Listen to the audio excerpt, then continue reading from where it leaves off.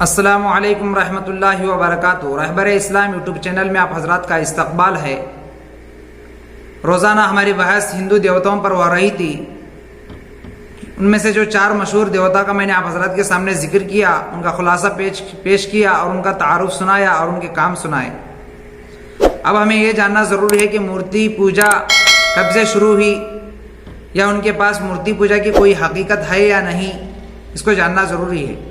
البتہ یہ کہا جا سکتا ہے کہ ہندو دھرم میں اور ویدک دور میں اگر دیکھا جائے تو مورتی پوجا اور مندر بنانے کا کوئی ثبوت ہمیں نہیں ملتا۔ دیوتاواد اور دیوتاؤں کی خداؤں کی فطرتی اور قدرتی مظاہروں کو دیکھ کر انہوں نے ان سے مدد طلب کرنا، ان کو پوجنا شروع کیا تھا۔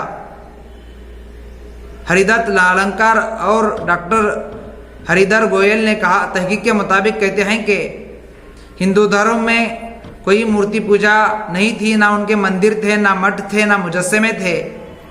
صرف اور صرف وہ قدرتی مظاہروں کو اور قدرتی نشانیوں کو دیکھ کر اس سے مدد طلب کیا کرتے تھے، اس سے پوجا کرتے تھے۔ اب یہ مورتی پوجا کہاں سے شروع ہوا؟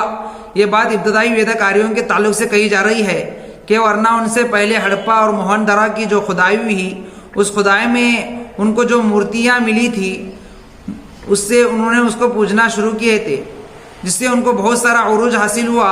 اس لیے انہوں نے بھی اس کو مورتی پوجا کو شروع کیا۔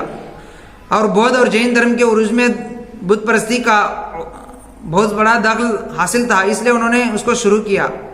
اور رام شرن شرما نے تحریر کیا ہے کہ 200 قبل مسیح میں مورتی پوجا کی شروعات اور مندر بنانے کا ذکر ملتا ہے اور شہادت ملتی ہے۔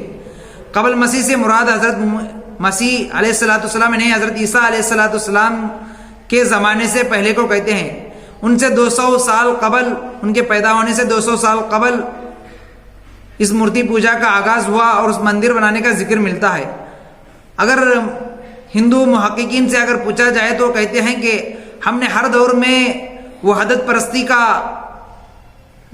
پرستی کی دعوت دی ہے، وحدت پرستی کی طرف بلایا ہے، لیکن ان کا یہ دعوت دینا لوگوں میں کام نہیں آیا، اور ان کے دماغ میں یہی سوال رہتا تھا کہ ہمیں کسی نہ کسی شکل کو، مجسمے کو پوجنا ضروری ہے۔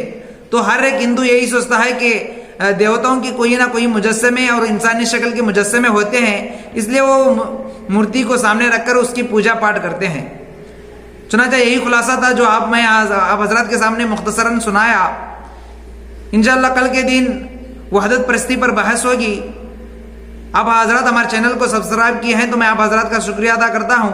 جن حضرات نے اب تک چینل کو سبسکرائب نہیں کیا، جلد سے جلد سبسکرائب کر لیں۔ والسلام علیکم ورحمۃ اللہ وبرکاتہ۔